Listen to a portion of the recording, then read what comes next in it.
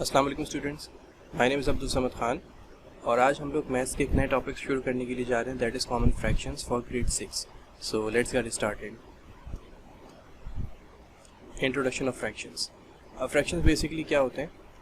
When ever the values are given in the form of numerator and the denominator then they are called the fractions. ये और बहुत सारी definition इसकी हो सकती है। ईजीएस्ट डेफिनेशन इसकी ये है कि अगर कभी कोई वैल्यू आपको न्यूमरेटर और डिनोमिनेटर की फॉर्म में गिवन हो तो वो फ्रैक्शन कहलाती है। फॉर एग्जांपल, जैसे आपको यहाँ पे 3 एग्जांपल्स नज़र आ रही होंगी। Number 1 example is 1/7, number 2 is 2/5 and number 3 is 3/2। अब न्यूमरेटर कहते हैं जो ऊपर वाली वैल्यूज़ होती है, लाइक 1, 2 एंड 3। ये 3 वैल्यूज़ आपको नज़र आ रही है, 1, 2 and 3, those are the numerators. And 7, 5 and 2 ये क्योंकि नीचे है फ्रैक्शन के, डिवाइड की साइन के नीचे गिवन है, दैट्स कॉल्ड द डिनोमिनेटर्स। ठीक है, तो कभी भी अगर कोई वैल्यू आपको इस फॉर्म में हो कि एक वैल्यू न्यूमरेटर में हो एक डिनोमिनेटर में हो तो वो फ्रैक्शन कहलाते हैं। Okay, kinds of fractions. अब फ्रैक्शंस की कौन कौन सी काइंड्स होती हैं? Number 1, equivalent fractions. अच्छा, इक्विवेलेंट फ्रैक्शंस क्या होते हैं? Since one part out of 2 is as same as 2 parts out of 4, therefore 1/2 will be equal to 2/4 and it is equal to 1 times 2 divided by 2 times 2। देखिए, इसको आसान अल्फाज में इस तरह से बयान किया जा सकता है कि दो बज़ाहिर डिफरेंट दिखने वाले फ्रैक्शंस अगर उनको आप डिवाइड करते हो तो उनका प्राइम रेशियो सेम आता हो, आंसर पे फ़र्क ना पड़ता हो, तो वो इक्विवेलेंट फ्रैक्शंस कहलाते हैं। इसका मतलब ये है, लाइक देखिए, अगर मैं 1/2 है, ठीक है, और एक है 2/4, ये दिखने में तो फ्रैक्शंस अलग हैं क्योंकि वैल्यूज़ अलग आ रही हैं, लेकिन अगर मैं इनको फाइनली डिवाइड कर दूँ तो 1/2 का आंसर भी मेरे पास आएगा 0.5 और 2/4 का आंसर भी मेरे पास आएगा 0.5। ठीक है, तो है दिखने में दो अलग फ्रैक्शंस, लिंक जो इनका प्राइम रेशियो हमारे पास आ रहा है वो सेम आ रहा है। ठीक है, और उसकी वजह देखें क्या है, ऊपर जो वैल्यू दी हुई है न्यूमरेटर में 2 और जो डिनोमिनेटर में वैल्यू दी हुई है 4, इनके अंदर एक कॉमन फैक्टर हमारे पास है, दैट इज़ 2। अगर मैं इसके फैक्टर्स बनाऊँ थ्रू एलसीएम तो मेरे पास फैक्टर्स 2 के बनेंगे, 1 times 2, और 4 के फैक्टर्स बनाऊंगा तो 2 times 2। 1 times 4 भी बन सकते हैं, लेकिन 1 times 2 में फिर मुझे 4 को दोबारा ब्रेक करना पड़ेगा, तो मैं सिंपली ये ले रहा हूँ कि भाई 2 times 2 में इसको ब्रेक कर देते हैं। तो अब अगर आप यहाँ गौर करेंगे तो ये 2 जो है ये फैक्टर इसमें कॉमन है। ओके, और अगर आप इसको कैंसिल आउट कर देते तो अगेन आपके पास जो वैल्यू बचेगी दैट इज़ 1/2 जो कि लेफ्ट हैंड साइड पे गिवन है। तो इक्विवेलेंट फ्रैक्शंस को आप याद रखिएगा, ऐसे दो डिफरेंट फ्रैक्शंस होंगे जो दिखने में तो अलग होंगे लेकिन उनका जो प्राइम रेशियो होगा आफ्टर डिवीजन वो हमेशा सेम आएगा। ऐसे फ्रैक्शंस को इक्विवेलेंट फ्रैक्शंस कहा जाता है। Thus, the value of fraction is not altered by multiplying or dividing the numerator as well as the denominator by the same number। ये जो मैंने आपके यहाँ पे वैल्यू बताई है कि न्यूमरेटर और डिनोमिनेटर में अगर आप सेम वैल्यू से मल्टीप्लाई करवा देते हैं किसी फ्रैक्शन को तो वो एक नया फ्रैक्शन बन के आपके सामने आ जाएगा, लेकिन उसकी मल्टीप्लिकेशन से उसकी एक्चुअल वैल्यू पे कोई फर्क नहीं पड़ेगा। Such type of fractions are known as equivalent fractions। Okay। Number 2, reduction of fraction। अच्छा, रिडक्शन ऑफ फ्रैक्शंस को आप रिड्यूस से भी ध्यान में रख सकते हैं, किसी इसको कम करना होता है ना। So if there are the values in the numerator and in the denominator which can be divisible by the same number then this is known as the reduction of fractions. For example, देखिए यहाँ पे जैसे आपको example नजर आ रही है 25 divided by 3 is equal to. अब हमें ये चीज़ पता है रिडक्शन ऑफ फ्रैक्शंस क्या कह रहे हैं कि अगर आपको न्यूमरेटर और डिनोमिनेटर में कोई ऐसी वैल्यू गिवन है दोनों जगह पे जो किसी एक टेबल से कैंसिल आउट हो सकती है, या किसी एक टेबल में दोनों नंबर्स आते हैं, न्यूमरेटर भी आता है डिनोमिनेटर भी आता है, जो आप सिंपली क्या करेंगे उस टेबल को पढ़ते हुए उस वैल्यू को कैंसिल आउट करा देंगे। ठीक है, अब जैसे यहाँ पे आप देखें 25 और 35 है। अब मुझे पता है 25 और 35 जो है ये 5 के टेबल में दोनों आते हैं। ठीक है, मैं करूँगा क्या, 25 को भी 5 से डिवाइड करा दूंगा, 35 को भी 5 से डिवाइड करा दूंगा, तो 5 1s are 5 and 5 5s are 25। तो न्यूमरेटर में मेरे पास 5 आ गया and 5 1s are 5 and 5 5s are 35 और डिनोमिनेटर मेरे पास 7 आ गया। अच्छा, फर्दर मोर अगर हम देखें 5 और 7 अगर मजीद कैंसिल आउट हो सकते हैं तो हमें मजीद कैंसिल करना पड़ेगा जब तक इसे हमें लीस्ट फॉर्म नहीं मिल जाती। लेकिन 5 और 7 जो है ये दोनों के दोनों क्या है, प्राइम नंबर्स हैं। ठीक है, 5 की टेबल में 7 नहीं आता, 7 की टेबल में 5 नहीं आता। दैट मीन्स अगर मैंने मजीद इनको रिड्यूस करने की कोशिश की तो ये पॉइंट में आंसर चला जाएगा और ये फ्रैक्शन नहीं रहेगा फिर। तो ये इस किस्म की जो टाइप होती है इसको रिडक्शन ऑफ फ्रैक्शंस कहा जाता है। Okay, number 3, comparison of fraction. देखिए, कंपैरिजन को कंपेयर से आप ध्यान में रख लें। कंपैरिजन किस चीज़ मतलब क्यों किया जाता है? किसी चीज़ को बड़ा साबित करने के लिए, किसी चीज़ को छोटा साबित करने के लिए। Which one is greater and which one is laser. ठीक है, तो कंपैरिजन ऑफ फ्रैक्शन क्या है? if you want to know which of the two fractions is greater or lesser, then we have to make the numerators or denominators common by taking the LCM. This is known as the comparison of fractions. ठीक है, वही चीज़ मैंने भी आपको बताई थी. For example देखिए यहाँ पे आपके पास दो फ्रैक्शंस आपको नज़र आ रहे होंगे. One is 17 divided by 10 and on the right hand side 8 divided by 9. अब हमें ये देखना है कि इन दोनों फ्रैक्शंस में से बड़ा फ्रैक्शन कौन सा है. देखिए अगर सिंपली मैं 17 को 10 से डिवाइड कर देता तो मेरे पास आंसर आएगा 1.7. ओके, और सिंस यहाँ पे न्यूमरेटर में छोटी वैल्यू आ रही है तो मेरे पास 8 डिवाइडेड बाई 9 का आंसर आएगा 0 पॉइंट समथिंग. ठीक, तो 0 point something obviously is lesser than 1.7 ना. तो ये तो चले कैलकुलेटर से आपने डिवाइड किया तो आपको तो चलेगा, लेकिन अगर कैलकुलेटर आपके पास लेट से अलाउ नहीं है फिर आप कैसे जज करेंगे कौन सा फ्रैक्शन बड़ा है कौन सा छोटा है. तो उसके लिए डेफिनेशन ध्यान में रखिएगा. If you want to know which of the two fraction is greater और लेसर, अब नहीं पता आपको कि इसमें से ये फ्रैक्शन बड़ा है या ये फ्रैक्शन बड़ा है, then we have to make the numerators और डिनोमिनेटर्स कॉमन. फिर आपको करना क्या होता है, या तो आप न्यूमरेटर को कॉमन बना लेंगे, सेम बना लेंगे, या फिर आप डिनोमिनेटर को कॉमन या सेम बना लेंगे बाय टेकिंग द एलसीएम, उनका एलसीएम लेके. ठीक है, इस तरह की कंपैरिजन जो होती है ना वो आपको बता देती है कौन सा फ्रैक्शन बड़ा है कौन सा छोटा है. इसे कंपैरिजन ऑफ फ्रैक्शन कहा जाता है. ओके, अच्छा अब इसके एग्जाम्पल से हम ज़रा इसकी एक चीज़ समझते हैं. लाइक इन दिस क्वेश्चन ये आपसे कह रहे हैं विच इज़ ग्रेटर 3 टाइम्स 10 और 7 टाइम्स 50. अब वही बात, आपको कैलकुलेटर इस्तेमाल नहीं करना. विदाउट कैलकुलेटर आपने कंपेयर करके आपने बताना है कि इन दोनों में से कौन सा फ्रैक्शन बड़ा होगा. आप देखिए इसमें एक चीज़ ध्यान में रखिएगा, एक आसान सा रूल है.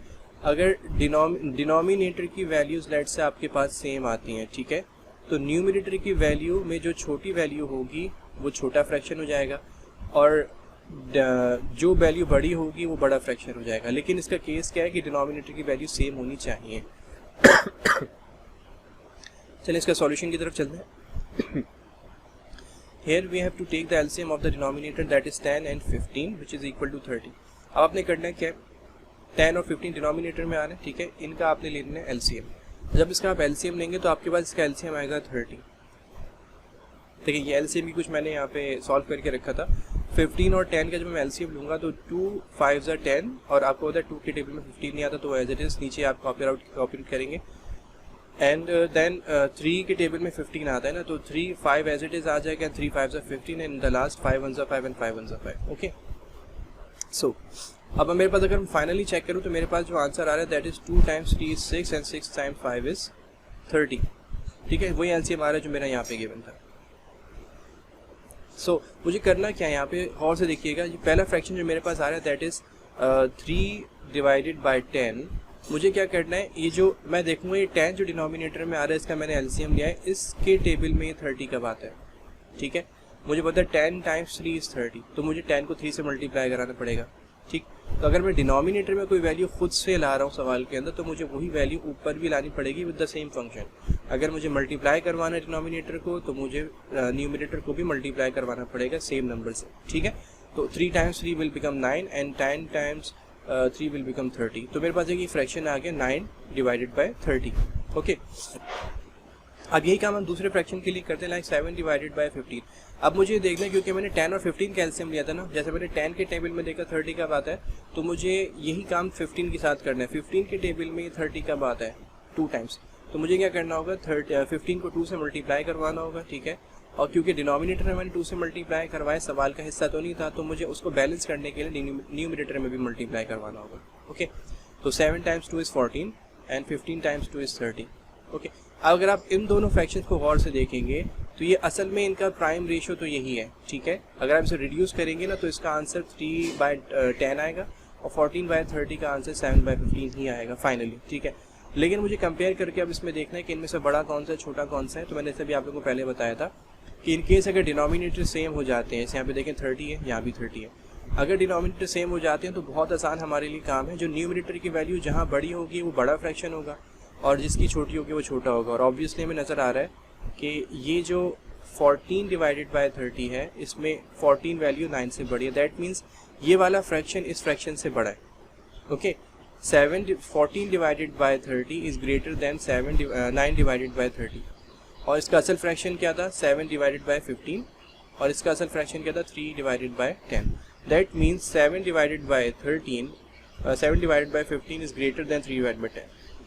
अच्छा जी, यहाँ पे देखें क्या लिखा है, the greater the numerator the greater the fraction is, और the greater the denominator the lesser the fraction is. ये भी आप ध्यान में रखिएगा, जितनी बड़ी वैल्यू से अगर आप डिवाइड करवाएंगे वैल्यू को, वो एक्चुअली छोटी होती जाती है। ये कॉमन सेंस है। अगर मैं लेट से 1 को 10 से डिवाइड कराता हूँ तो मेरे पास आंसर आएगा 0.1, लेकिन अगर उसी 1 को मैं 100 से डिवाइड करा दूंगा तो वो आएगा 0.01। यानी डिनोमिनेटर की वैल्यू में जितनी बड़ी करता जाऊँगा मेरा आंसर उतना ही रिड्यूस और छोटा होता जाएगा। लेकिन फाइनली हमें क्या पता चला इससे कंपैरिजन से कि 7 डिवाइडेड बाय 15 जो था ये इससे बड़ा था।